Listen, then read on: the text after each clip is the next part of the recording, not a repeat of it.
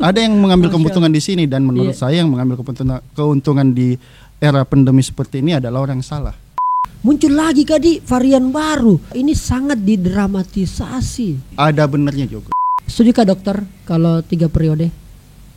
Tidak, sama sekali. Tidak. Are you ready? Alright baby, time is yours. Alright nice people, kembali lagi di Time is Your Podcast bersama saya Rizal Jamal. Ini menarik sekali karena pertama saya podcast, saya ditemani segelas kopi. Ini bukan kopi, ini lebih ke teh ini dari Rumah Lamdok. Kalau anak-anak Makassar ini sudah tahu ini siapa yang punya. Tapi sebelum mempresent orang ini sudah lama memang sudah saya wanti-wanti, sudah saya terawang-terawang. Saya perlu present beliau dengan sebuah pantun. Kalau Anda mau makan roti, jangan lupa makan panada.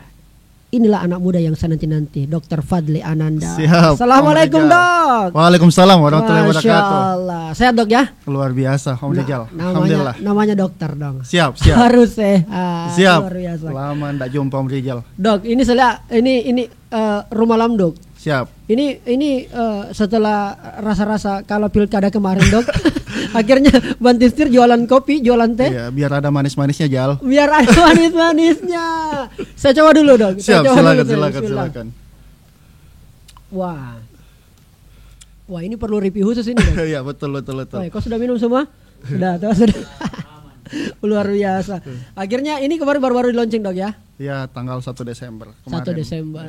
Dari 2020 ke 2021. Iya. Lumayan lah. Lumayan. Tapi begini Dok, apa yang kita rasa-rasa kemarin Dok? Rasa apa ini? Rasa setelah kemarin pesta itu Dok. Saya banyak belajar sebenarnya di situ. Belajar jadi politisi, belajar bagaimana turun ke bawah, bagaimana dengar orang-orang di bawah. Ya begitulah kira-kira. Begitulah. Dan kapok.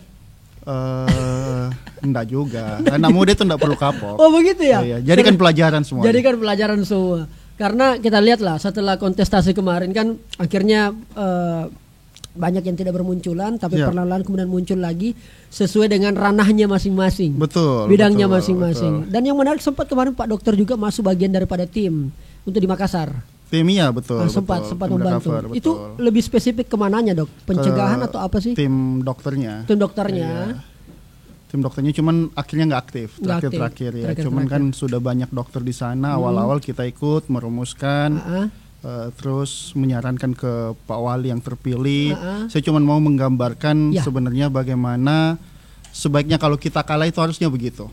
Dan alhamdulillah Pak Dani menurut saya orang yang menerima orang yang setelah pertarungan menerima orang dan welcome banget. Dan dia memang meminta saya untuk ikut terlibat Dok. Iya. Jadi persaudaraan di atas segala-galanya dibanding persaudaraan politik. Di atas segala-galanya. Politik kita boleh pukul-pukulan sampai hancur-hancurnya. Setelah itu kita berangkulan lagi. Demi Makassar. Luar biasa. Dok, saya ini panggil Ki ini Dok karena beberapa pekan terakhir saya ini mengalami banyak keresahan. Dan saya juga ditanya Dok oleh netizen. Muncul lagi Kadi varian baru. Gelombang keempat kalau tidak salah ya. Luar negeri sudah 4. Kemarin kan gelombang ketiga namanya Delta kalau saya tidak salah. Ini ada yang lagi nama baru Dok. Betul. Namanya Omikron. Betul Omikron. Ini juga namanya kayak apa gitu, dari planet mana gitu. Kayak Transformer. Ya kayak Transformer. Dan minta maaf ini Dok, banyak yang berasumsi bahwa ini sangat didramatisasi. Apa tanggapan dari seorang dokter? Kalau saya dramatisasi sih sebenarnya ada benernya juga. Ada benernya Dok? Ada benernya. Cuman tingkat kewaspadaan kita yang harus kita lebih tingkatkan sebenarnya. Kenapa didramatisasi? Menurut saya kadang-kadang karena masyarakat kita kalau umpama diberikan suatu hal yang tidak pasti, biasanya malah tidak waspada dengan kondisi seperti ini. Iya. Dan menurut saya sih kita sebagai anak muda jangan cuma bisa mengkritik, tapi bisa juga mengapresiasi. Alhamdulillah, Indonesia ini termasuk negara yang paling cepat zona hijau. Walaupun dengan segala macam tarik ulurnya, kontroversinya, cuman alhamdulillah menurut data bahwa Indonesia termasuk negara yang cepat selesai COVID-nya. Begitu. Dengan vaksinasi massal yang dilakukan pemerintah, termasuk mungkin jalan yang diberikan oleh Makassar Recover Dan menurut saya kita harus apresiasi itu. Kita ini terlalu banyak mengkritik Jal, sampai lupa mengapresiasi apa-apa yang dilakukan oleh pemerintah. Berarti yang kayak PPKM, PSBB yang berapa kali ganti-ganti nama itu menurutnya Dr. Fadli Ananda ini sudah tepat? Sudah tepat. Walaupun dengan berbagai macam kekurangan kontroversinya, macam. Dan maksudnya saya, semua orang ini baru di dunia ini baru menghadapi yang namanya COVID. Betul. Dan hasil akhirnya sampai saat ini ternyata Indonesia yang zona hijau menurut WHO. Jadi berarti otomatis kita yang berhasil dong. Kita yang berhasil. Hitungannya kan begitu. Iya, jadi kita apresiasi pemerintah. Walau pemerintah pusat maupun pemerintah daerah berarti berhasil menekan laju COVID. Cuman kewaspadaan tetap harus kita jaga. Ya, jangan sampai kita lengah dengan kita bilang berhasil. Kadang-kadang kan masyarakat kalau umpamanya berhasil kita euforia, ternyata terjadi lagi seperti yang lalu-lalu seperti itu. Nah, kalau boleh dong satu cerita Dok ini. Maksudnya ada nggak satu momen atau satu pengalamannya Fadli Ananda ketika bertemu dengan pasien atau mungkin masyarakat yang juga berkeluh kesah tentang COVID? Banyak banget. Boleh ada satu momen boleh diceritakan deh. Apa yang sebenarnya opini masyarakat soal COVID ini yang berubah-ubah namanya terus? Jadi memang kita tidak bisa menyalahkan masyarakatnya juga karena ini hal baru.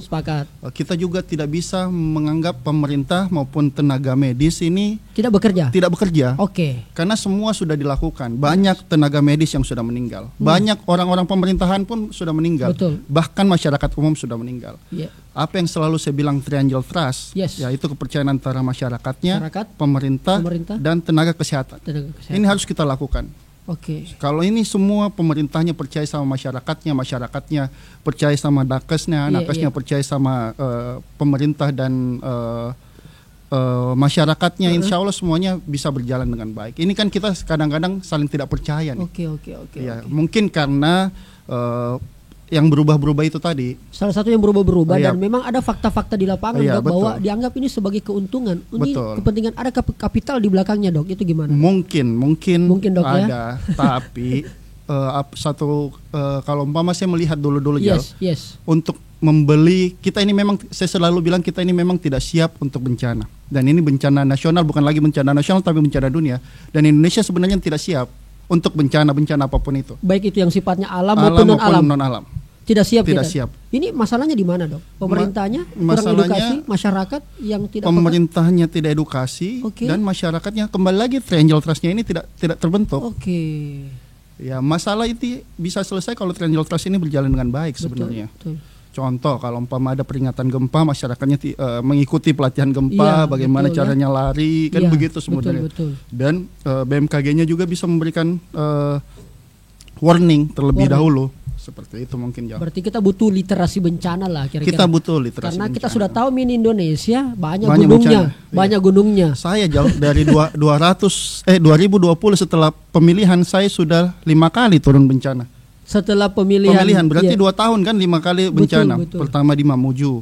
Habis itu Jeneponto Bantaeng sama Masamba juga. Habis itu Luwu. Habis itu yang kebakaran. Jadi maksud saya memang Indonesia ini rawan bencana.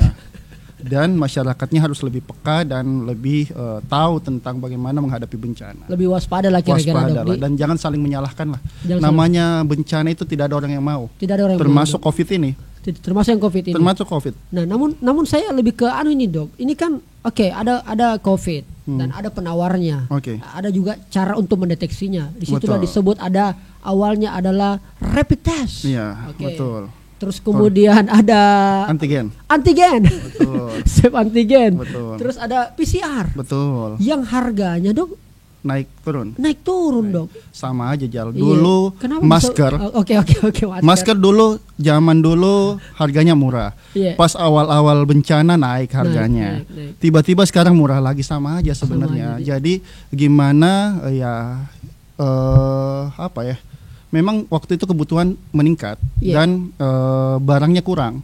Jadi mungkin mahal. Dan memang teori ekonomi kan seperti itu, Jal. Begitu, Dek. Teori ekonomi menurut saya pribadi seperti itu, dan ya memang tidak wajar, cuman saya pasti merasa dari sumbernya kita mengambil barang itu memang sudah mahal. Turun ke sini makin mahal pastinya, karena pasti ada keuntungan dan sebagainya, Jal. ongkos kirim dan sebagainya pasti lebih mahal lagi. Berarti kan menurut gitu. Fadli Ananda ini hal yang sah-sah saja, Dok, mempermainkan harga seperti itu? Tidak sah sebenarnya. Akhirnya kemudian masyarakat yang diporoti ini, Dok. Iya, semuanya diporotin jadinya. Dengan ada yang mengambil keuntungan di sini, dan menurut saya yang mengambil keuntungan di era pandemi seperti ini adalah orang yang salah. Saya setuju dengan orang yang salah. Saya setuju, cuman kita tidak tahu orangnya yang mana nih. Apakah dari intinya dari tempat kita mengambil yang naikinnya? Kan kita tidak tahu juga nih. Kemarin ada juga masyarakat yang jual masker mahal kan? Iya. Mengambil keuntungan dari situ kan? Iya. Demi bertahan ini. Demi bertahan. Dan kita tidak bisa menyalahkan orang, Jal. Itu lagi kembali lagi saya kalau masalah kita pandemi, masalah kita bencana, jangan saling menyalahkan. Saya tahu pasti pemerintah bekerja keras. Tenaga kesehatan bekerja keras, bahkan masyarakatnya pun pasti bekerja keras untuk menghindari bencana. Tapi kalau umpama terjadi bencana, ya jangan tambah saling menyalahkan. Kalau saya pribadi gitu. Iya, karena saya lihat ini, Dok, banyak muncul pengusaha baru gara-gara pandemi, terutama pengusaha yang konsen di kesehatan. Kan menurut saya ini, Dok, ternyata dari COVID-19 ini, Dok, koreksi kalau saya salah, paling tidak ada 3 tempat atau bidang yang sama sekali tidak ada pengaruhnya dengan COVID. Betul. Yang tetap jalan. Pertama adalah bisnis yang berhubungan dengan digital, itu justru semakin naik. Bisnis pertanian berhubungan dengan pangan, peternakan, sama minta maaf, Dok, bisnis kesehatan. Memang bisnis kesehatan memang menjanjikan. Salah satu hal, bukan yang menjanjikan ya, salah satu hal yang tidak terlalu terdampak sama pandemi. Betul. Tapi jangan salah, angka juga harga masker waktu itu meningkat, kesehatan tetap menyediakan itu. Yang dulunya, umpama saya pengusaha rumah sakit, Jal. Dulu saya cuma siapkan masker dulu, kita berbicara masker, belum handscoon, belum yang lain-lain betul. Masker dulu cuma di ruang operasi saya siapkan. Sekarang satu gedung saya harus siapkan semua. Mulai dari security sampai dengan semuanya. Cleaning service. Iya, belum lagi yang double masker. Iya kan, jadi bukan dan sementara pembayaran begitu-begitu aja, Jal. Apalagi saya maskernya kita, Dok, agak beda sendiri. Kayak Transformers. Kalau saya kan operasi, Jal, operasi harus betul. harus pakai masker yang begitulah. Sampai hari ini masih saya kalau operasi sampai hari ini masih. Walaupun sebenarnya semua pasien di rumah sakit saya kan di antigen baru masuk. Betul. Cuman saya masih untuk menjaga keluarga, menjaga orang tua, terutama orang tua sih ya harus dilakukan seperti itu. Pak Dokter, saya minta kejujuran ini, Pak Dokter. Sebenarnya kalau kita tanpa lepaskan dulu titel DR tak? Iya, siap. Iya.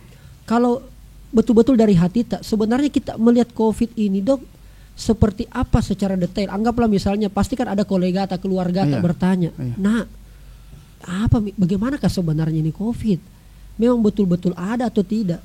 Hari ini diskusi kita di YouTube, di kolom-kolom komentar, Dok, netizen masih seputar-seputar itu. Saya yakin 100% COVID ada. Ada, Dok, ya? Ya ada. Ada. Tetapi nggak ada tetapi. Apanya yang tetapi? Dan memang kita harus waspada dengan penyakit COVID itu. Betul. Penyakit COVID itu, cuman jangan juga dibesar-besarkan. Saya sepakat. Saya underline itu, Dok. Jangan dibesar-besarkan. Karena begini, Dok. Nah, kita kembalikan karena anggaplah ke vaksin, Dok. Itu kan macam-macam juga vaksinnya. Iya, betul. Terus ada dibilang vaksin Nusantara. Iya. Beberapa tokoh-tokoh kita bahkan yang pengambil kebijakan justru tidak memakai itu. Sedangkan beberapa ahli, anggaplah yang kita sebut mantan Menkes, ya kan?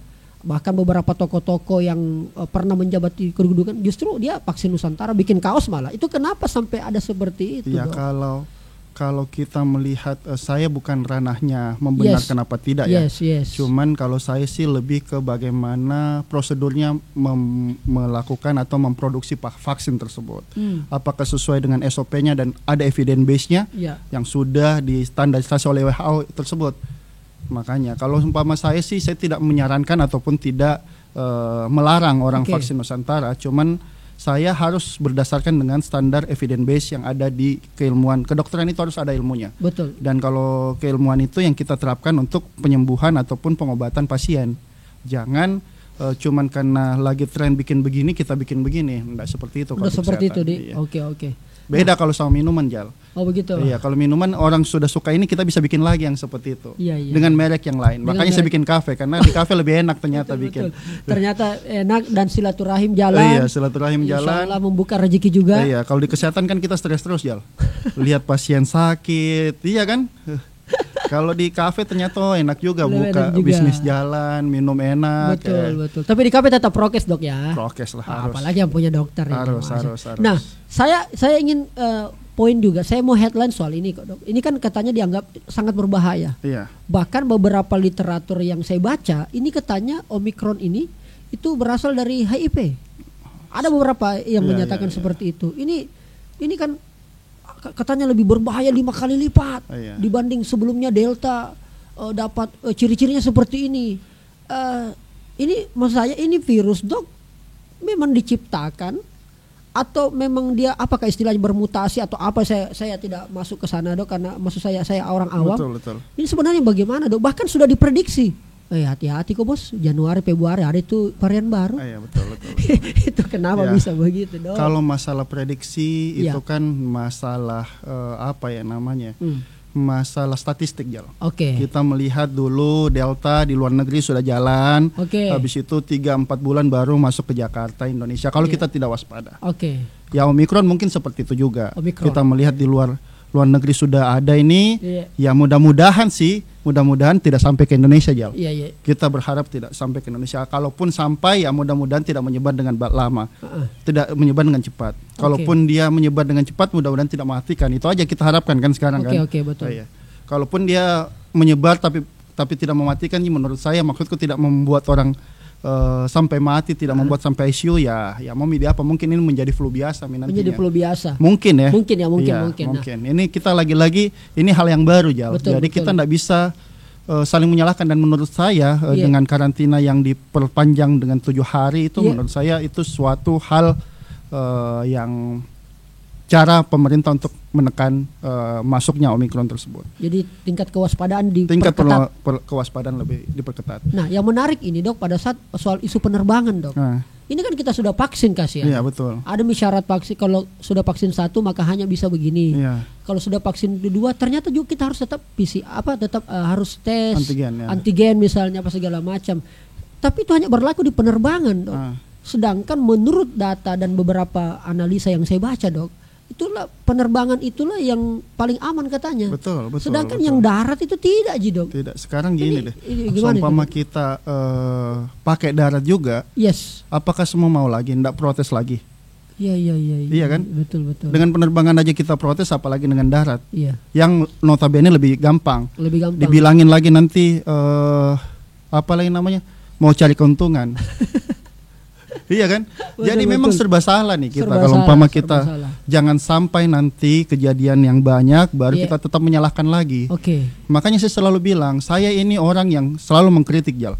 Kalau salah saya bakalan kritik. Pak Dhani dulu saya kritik, cuman setelah dia berhasil kita apresiasi. Kita harus apresiasi. Setelah Makassar melandai kita apresiasi sama-sama. Berarti programnya berjalan dengan baik. Menurut saya program untuk Makassar supaya tidak COVID ya berarti berjalan dengan baik. Berarti terutama yang concern kesehatan ya. Berarti dokter kita ini menjadi bagian mitra kritis lah. Iya, kita mitra kritis. Cuman jangan kalau umpama jangan sampai lupa apresiasi Jal. Iya. Kalau baik kita apresiasi. Tapi kalau memang ini bermasalah, kalau bermasalah kita kritik. Saya kan dulu sempat bilang waktu ditutup Lego ditutup saya bilang jangan ditutup Lego. Cukup perlihatkan kartu vaksin. Apakah dia sudah divaksin? Karena menurut saya waktu itu agak susah nih diatur masyarakat tentang prokes betul. Yang 3M, 5M itu susah. Yang gampang ya kalau dia mau keluar vaksin. Dan alhamdulillah setelah itu dilakukan oleh pemerintah, dan alhamdulillah sekarang kasus memang berkurang, kecuali kalau varian baru ini Omikron yang kita tidak tahu apakah bisa masuk ke Indonesia atau gimana, kita tidak tahu.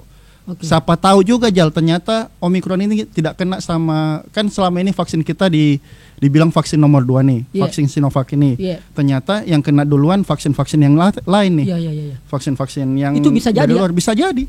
Bisa jadi. Siapa tahu vaksin kita yang benar ternyata. Lagi-lagi ini baru Jal. Jadi kita tidak bisa saling menyalahkan di sini. Artinya tidak ada satupun yang paling berpengalaman. Tidak ada satupun yang berpengalaman. Bahkan negara-negara adidaya pun sekarang lagi mau tumbang ini. Oke. Kakak saya ada di luar di Amerika. Ya, lagi isolasi juga sekarang. Maksudnya lagi isolasi keluarganya supaya tidak keluar. Jaga-jaga artinya. Jaga-jaga karena kan di luar sekarang juga lagi musim dingin Jal. Artinya lebih cepat mungkin lebih bisa cepat karena virus itu kan lebih bisa bermutasi dengan cepat kalau umpama musim dingin waktu itu katanya. Oke. Saya baru tahu itu soal itu, Dok. Nah, saya mungkin ini di luar dari Anuta, Dok. Tapi saya agak terusik ini, Dok, ketika kemarin Wali Kota Makassar Pak Dhani membuka untuk PNS dan sebagainya. Jabatan untuk daftar apa segala atau jabatan kepala dinas untuk dinas kesehatan apa segala macam. Menariknya, Dok, dinas kesehatan itu sepi peminat. Akhirnya adalah statementnya dari Pak Wali Kota, mungkin semuanya dokter sudah capek. Saya terus terang tidak baca. Saya baru dengar dari Om Rijal. Oke, begitu, Dok. Dan memang dokter capek, Jal. Capek, Dok. Saya melihat teman-teman, kalau saya kan tidak merasakan langsung, Jal. Oke. Cuman saya merasakan capeknya teman-teman itu yang bekerja di lapangan, Jal. Maksud saya ya bukan capek karena apa ya, mereka pasti bekerja terus, Jal. Cuman pasti ada rasa capeknya. Mereka juga manusia biasa dan pasti rasa capek itu pasti ada. Betul. Kita aja capek, Jal, hadapin ini COVID. Saya sebagai melepaskan diri dari dokter sebagai pengusaha capek juga, Jal. Capek, Dok, ya. Nggak ada uang kan, nggak ada uang berputar, setengah mati hidup, capek. Apalagi teman-teman dokter ini yang betul-betul hanya memang fokus pada kesehatan. Fokus pada kesehatan itu. Oke. Jadi kalau dilihat kemarin statementnya ya mungkin salah satu yang disampaikan oleh Pak Wali Kota ya mungkin ada benarnya. Mungkin capek ini apa segala macam. Nah, inilah yang perlu capeknya bukan digoreng lagi, Jal. Maksud saya capeknya itu lagi-lagi bukan capek yang gimana ya, capek. Tidak mau menjadi dokter atau bosan melayani, bukan. Cuman sebagai manusia biasa ada capeknya juga, Jal, dokter. Manusiawi dong. Manusiawi. Jenuh, capek. Ya saya juga kemarin jenuh juga hadapin COVID, Jal. Sebagai pengusaha ya. Capek juga, Bos. Bayar cicilan jalan, tetap jalan. Begitu, apalagi Rijal kan nih. Sekelas dokter Padiana tetap ada cicilan. Ada, Jal. Masih banyak. Masih banyak. Dok, apa sih biasa ceritanya grup-grup dokter itu, Dok? Kalau bicara soal ini COVID atau bicara soal isu-isu pemerintahan juga, apa sih? Saya dengar-dengar itu biasa, ternyata para dokter juga ini kadang-kadang beda, ada faksi-faksinya, Dok. Bukan faksi-faksi, Jal, beda pendapat. Setiap orang kan beda pendapat, dan setiap organisasi pasti ada beda pendapat. Wajar lah itu. Wajar. Apa sih yang biasa mereka concern yang menjadi isu didiskusikan? Ya begitulah, ada yang bilang ranah kita enggak sampai situ, sampai sini aja, kita ranah sebagai dokter. Ada juga bilang kita harus ini ikut karena ini adalah masalah utamanya adalah di kesehatan. Ya banyak kok seperti itulah. Seperti itu kira-kira, Jal.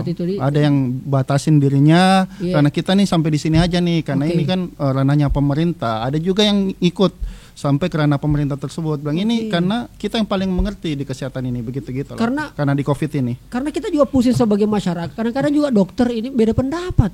Betul, wajar lah itu, Jal.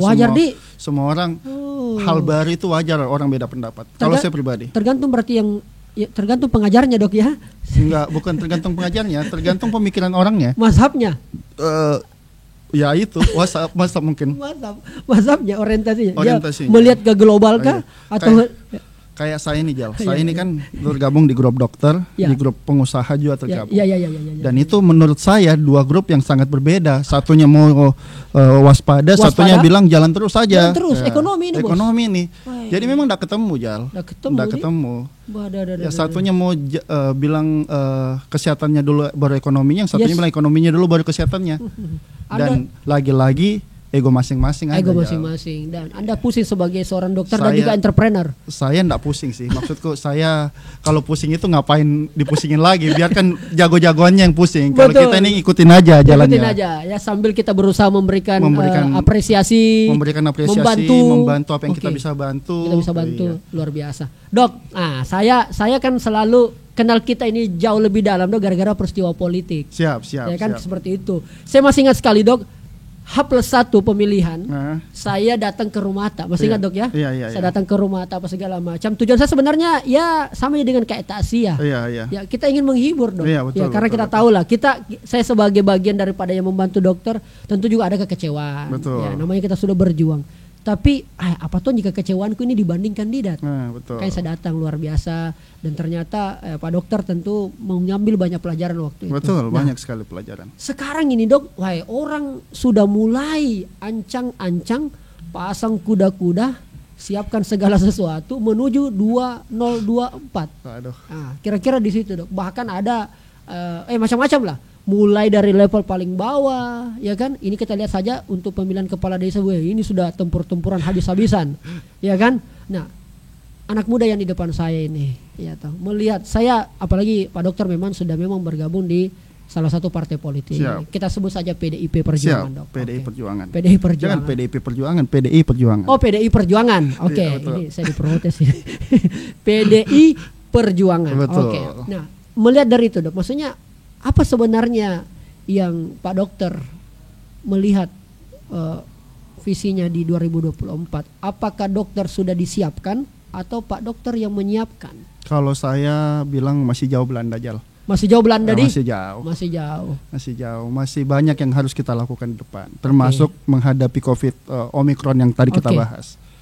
Tetapi itu yang lebih penting menurut saya. Oke, kalau memang itu lebih penting, ada juga yang menganggap bahwa di atasnya itu yang lebih penting adalah ini. Karena ya kita lihat saja pemerintahan kita. Betul.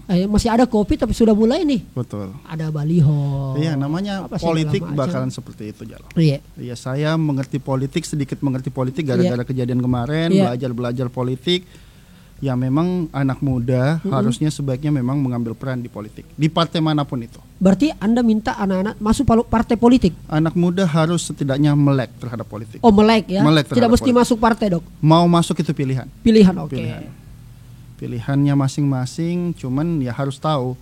Karena ternyata semua berhubungan dengan politik. Oke, termasuk urusan kesehatan dong? Termasuk urusan kesehatan. Kalau umpama pilihannya bagus, ya kita bisa lewatin bersama. Kalau tidak juga ya susah juga, seperti itu. Anak muda melek politik itu lebih detailnya kayak gimana, maksudnya yang Anda maksud, Dok? Melek politik itu kayak gimana? Ya, jangan cuman bisa ya sekali lagi saya bilang, kita ini anak muda, jangan merasa keren kalau cuman bisa kritik, Jal.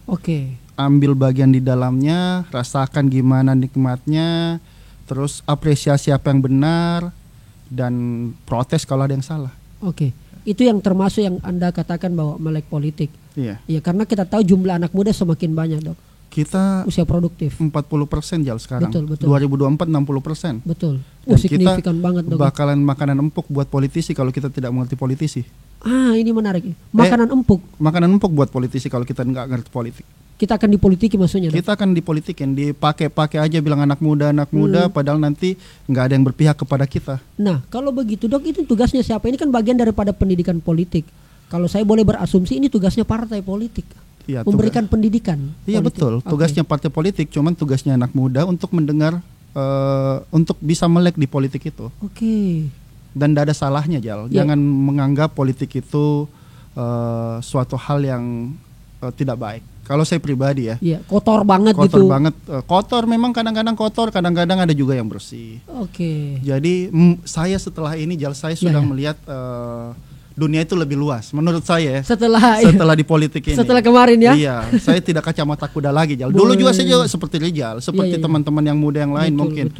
Politik itu kotor semua. Betul. Cuman kalau umpama kita biarin kotor, bakalan kotor terus nih negara nih.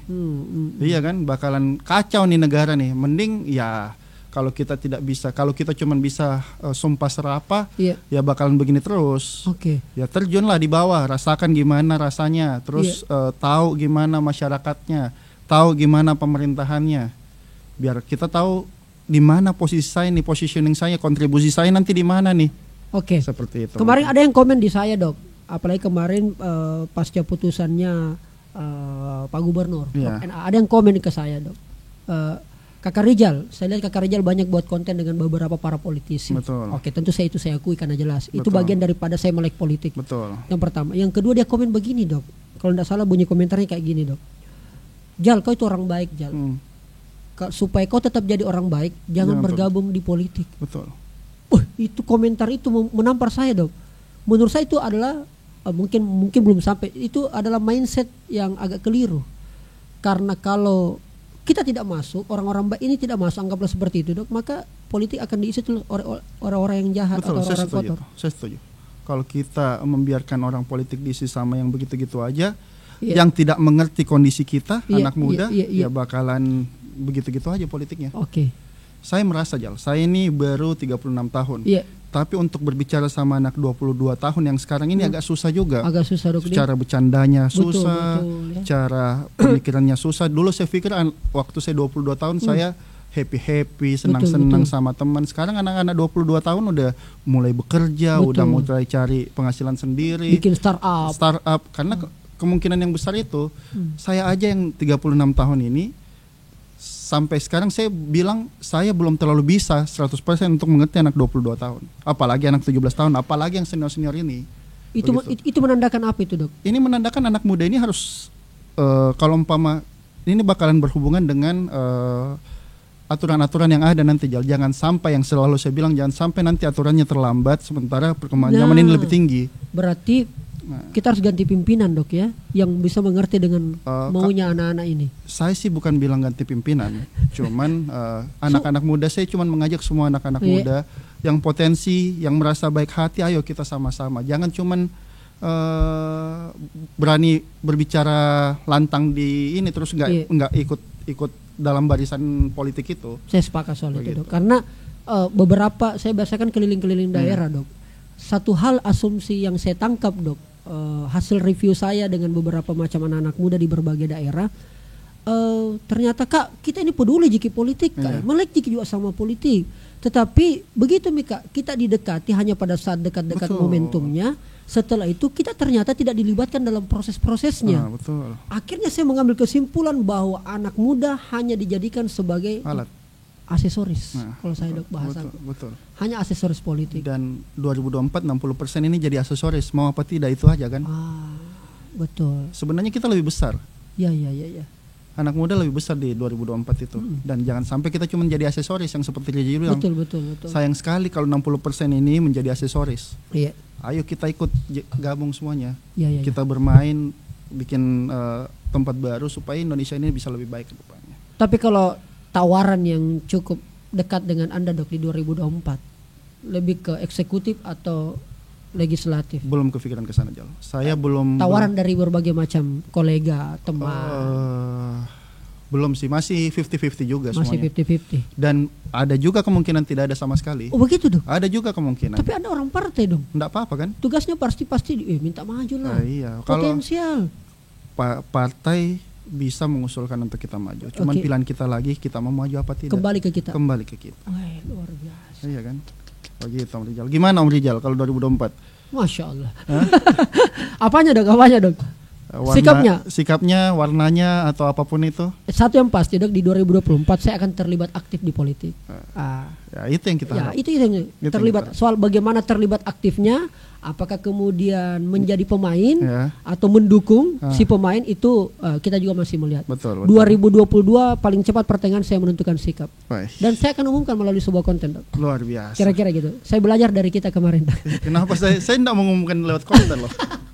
Justru saya mengumumkan. Iya, Rijal yang mengumumkan di konten kemarin. Luar biasa. Berarti sekarang, Dok, ini konsen pada entrepreneur dulu, Dok, ya? Saya lebih ke entrepreneur, lebih ke kalau penanggulangan bencana. Betul. Saya memang hobinya di situ sih, Jal. Maksudnya passionnya di situ banget lah. Passionnya saya suka turun kalau ada bencana. Apalagi diajarin sama guru-guru saya. Ada beberapa guru-guru saya yang selalu mengajak saya kalau ada bencana. Alhamdulillah, Dr. Isbullah, Prof. Idrus, ada Dr. Asis, ada Dr. Isan yang selalu mengajak saya kalau umpama ada bencana. Alhamdulillah lah, kita dipercaya di situ. Dan Allah kasih passion ke situ, menurut saya itu ya suatu kesenangan sendiri. Luar biasa. Balap masih, Dok? Balap tahun ini nggak semua seri. Karena ya begitulah, Krismon kan. Touring setelah ini agak aktif-aktif, Dok. Touring lagi kemarin membantu pemerintah lah untuk IMBI itu kan. Apa IMBI? Ikatan Motor Besar Indonesia.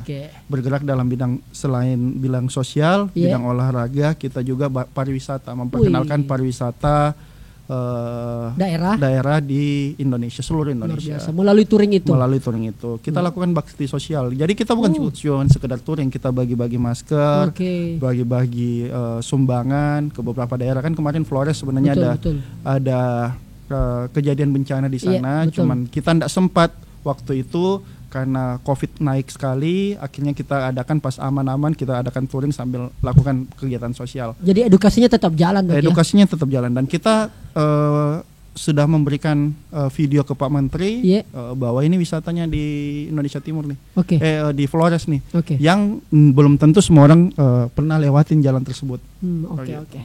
Nah, sebelum closing ini dok. Siap. Saya penasaran sekali nih, mau tanya banget kita ini soal ini. Mudah-mudahan Pak Dokter bisa membantu saya mewakili netizen gitu dok. Siap. Setujukah dokter kalau 3 periode? Tidak sama sekali. Tidak sama sekali dok.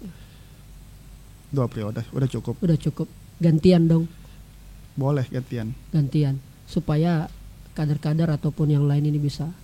Oke.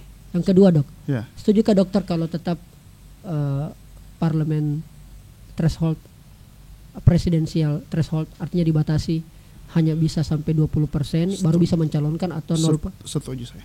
Oh berarti kalau 20% berarti tidak semuanya orang bisa mencalonkan dok, karena harus 20% kursinya di DPR. Saya setuju. Oh begitu dok ya? Iya. Karena suara terbanyak kan. Suara terbanyak. Kalau makin banyak suara makin ribut nanti makin gaduh. Oh oke. Berarti Pak Dokter tidak setuju kalau 0% ya? Enggak setuju. Saya setuju parliamentary threshold. Artinya dari itulah yang kemudian bisa mencalonkan. Iya betul. Kan berarti suara mayoritas, udah mayoritas kan. Tapi efeknya dok, calonnya hanya itu aja dok? Iya. Kenapa calonnya harus itu aja? Iya karena kan 20% dok, itu minimal. Iya. Sedangkan tidak ada batasan dok. Jadi bisa saja semua partai berkoalisi. Akhirnya calonnya yang tersisa hanya 1, jadi hanya head to head dok. Iya nggak masalah. Nggak masalah dok. Karena itu yang terbaik kalau head to head berarti itu yang terbaik kan. Begitu dok nih. Kalau saya pribadi seperti itu. Oke. Ya saya nggak suka kayak kemarin yang terlalu banyak partai sebenarnya. Iya betul deh. Yang dulu 2014 ya. Terlalu banyak pusing juga kan yang mana bisa dipilih nih.